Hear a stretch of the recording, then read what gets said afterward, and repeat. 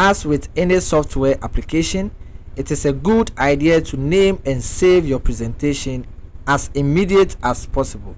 As usual, you should save changes frequently.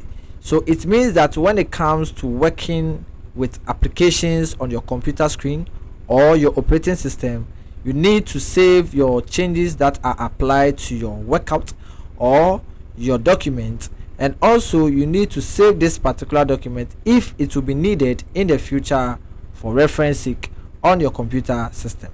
Now I have this PowerPoint presentation open, and this is a newly created PowerPoint presentation.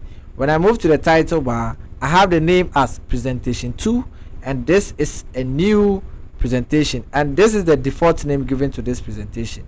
And as said, you need to save this if I need to have this on a storage medium for future reference, and also if I want to use it in the future to perform a different action, then I need to save it.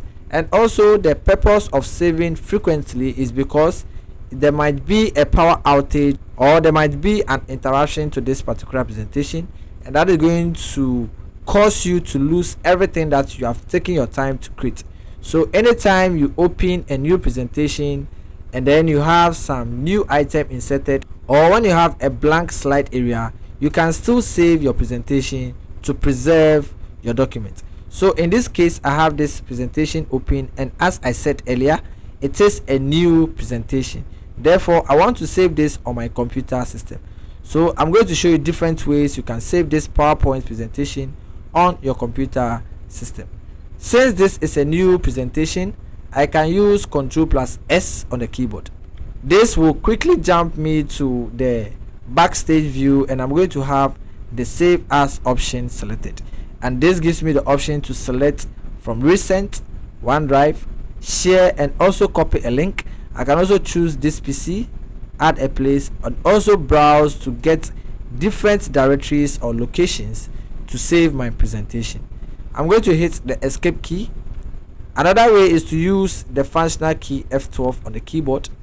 This also brings out the Save As output dialog box, and I have the option to select a location in this navigation area or navigation pane, and then I'll give a file name and choose this particular option. Now traditionally you can use the file option and then choose Save As. When you choose save, this will jump you to the Save As option. Since I select info, you can see that info is selected, but when I selected save, this has jumped me to the Save As option, meaning this is a new presentation. Now if you want to learn how to differentiate between the save and the Save As option, I am going to drop a link in the description below of this video. Check it out after watching this video. Now that this option is selected, I'm going to choose browse, or I can choose this PC. Now if under recent you have a location that can help you to save your presentation, you can quickly select that option. But if that option is not identified in this area, then you can choose this PC or browse. Then you are going to have the Save As dialog box, and I'm going to select the desktop, and I'm going to maintain the name and also maintain the Save As type, which is PowerPoint presentation, and I'm going to choose save. Now back to this interface, I still have the default name because I have accepted and also agreed to have this particular name for this presentation.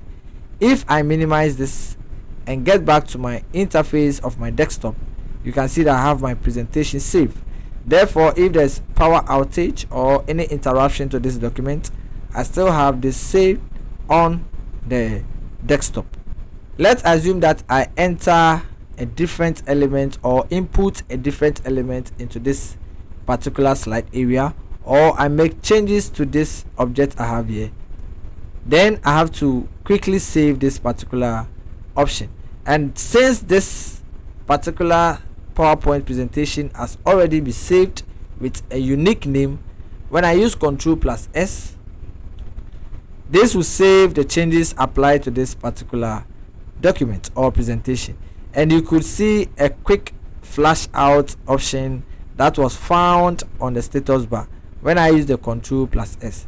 You can also go to File and choose Save, and this will also apply the changes that has been given to your presentation. So this is how to save a new presentation in Microsoft PowerPoint when it is newly created.